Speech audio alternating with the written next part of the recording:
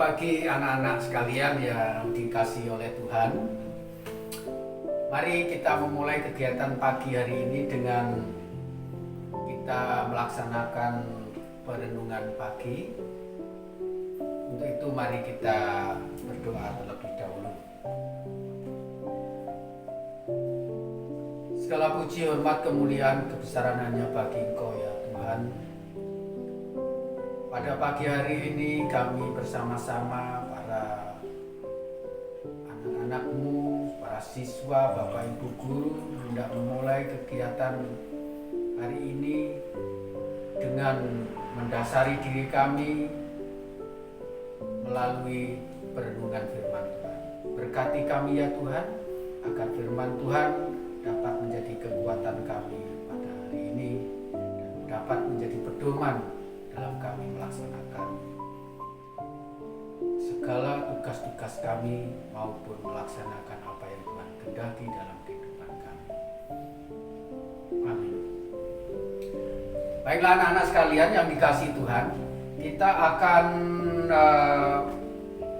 membaca firman Tuhan yang kita ambil dari Lukas 9, Lukas 5 ayat 17 sampai ayat yang ke-23. Saya bacakan untuk kalian semua. Pada suatu hari ketika Yesus mengajar, ada beberapa orang Farisi dan ahli-ahli Taurat yang duduk mendengarkannya. Mereka datang dari semua desa di Galilea dan Yudea dan dari Yerusalem. Kuasa Tuhan menyertai dia sehingga ia dapat menyembuhkan orang sakit. Lalu datanglah beberapa orang mengusung seorang lumpuh di atas tempat tidur. Mereka berusaha membawa dia masuk dan meletakkannya di hadapan Yesus. Karena mereka tidak dapat membawanya masuk berhubung dengan banyaknya orang di situ, naiklah mereka ke atap rumah, lalu membongkar atap itu dan menurunkan orang itu dengan tempat tidurnya ke tengah-tengah orang banyak, tepat di depan Yesus Kristus.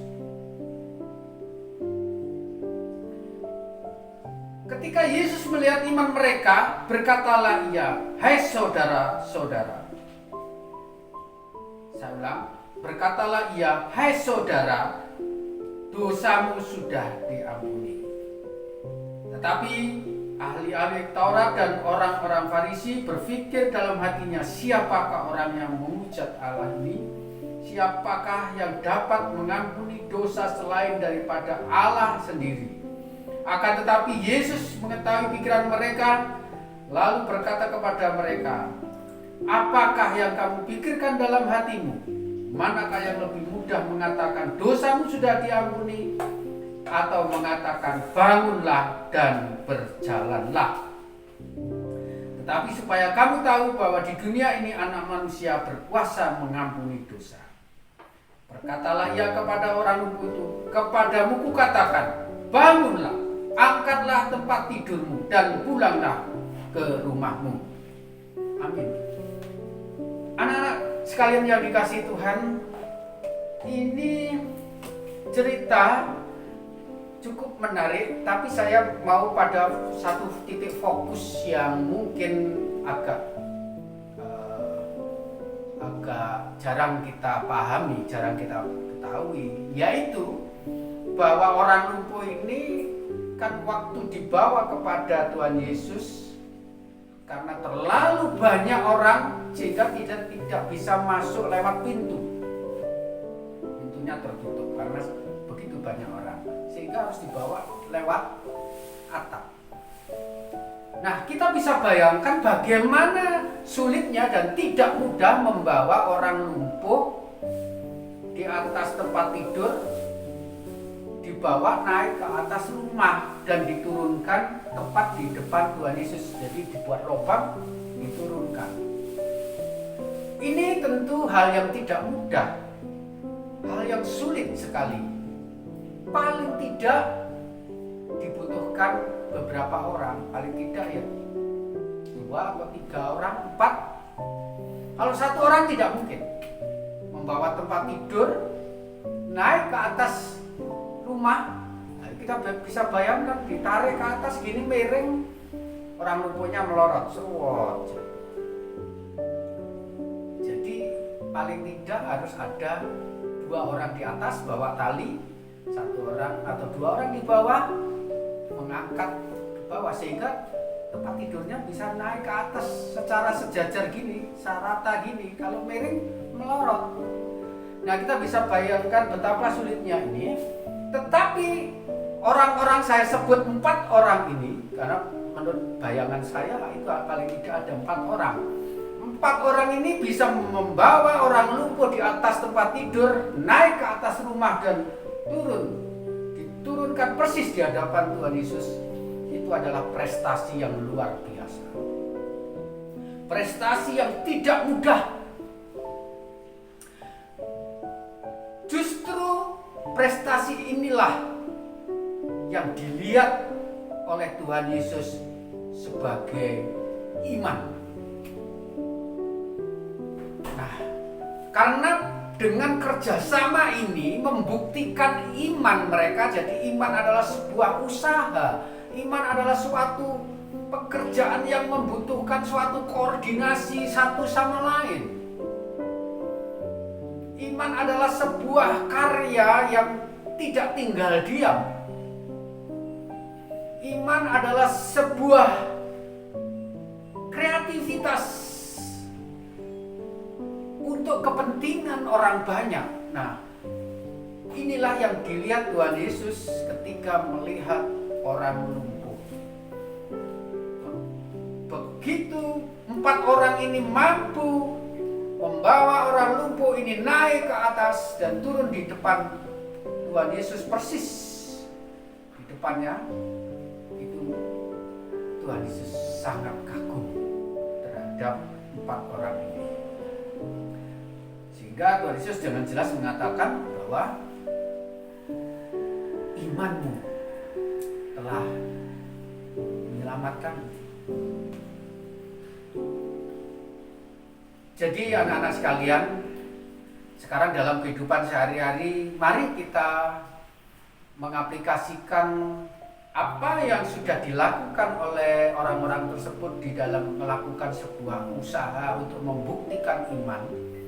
Mari kita juga melakukan di dalam kegiatan-kegiatan kita sehari-hari di sekolah, di rumah, yaitu kita melakukan kerjasama, saling menolong satu sama lain, berdiskusi, berbincang-bincang, menuangkan ide, mengeluarkan tenaga, pikiran, ya, untuk mewujudkan sesuatu yang luar biasa yang bermanfaat untuk orang banyak.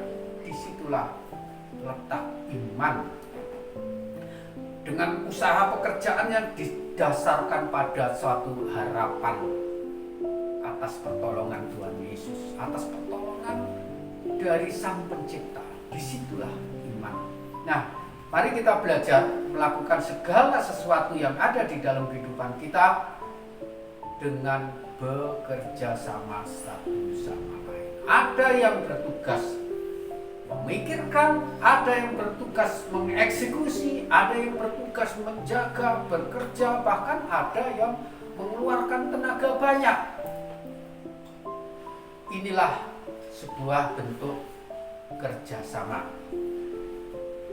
Dan saya yakin kalau kita melakukan segala sesuatu seperti yang dilakukan 4 orang ini di dalam menolong temannya, maka Tuhan akan memberkati kita.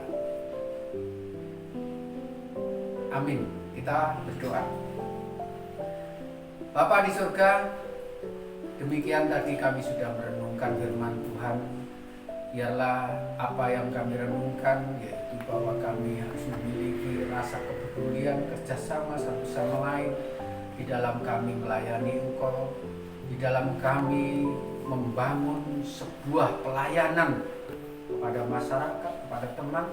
Biarlah kami dapat melaksanakan seturut dengan kehendak-Mu. Dan marilah Tuhan, Engkau sendiri yang memberkati semua pekerjaan-pekerjaan kami. Dan kami akan pada pagi hari ini akan melanjutkan kegiatan. Tuhan berkati dalam segala aktivitas kami, belajar, berkati Bapak Ibu Guru semuanya tanpa kecuali, dengan hikmat-hikmat yang datangnya dari Engkau saja. Terima kasih Tuhan, di dalam nama Tuhan Yesus kami berdoa. Amin.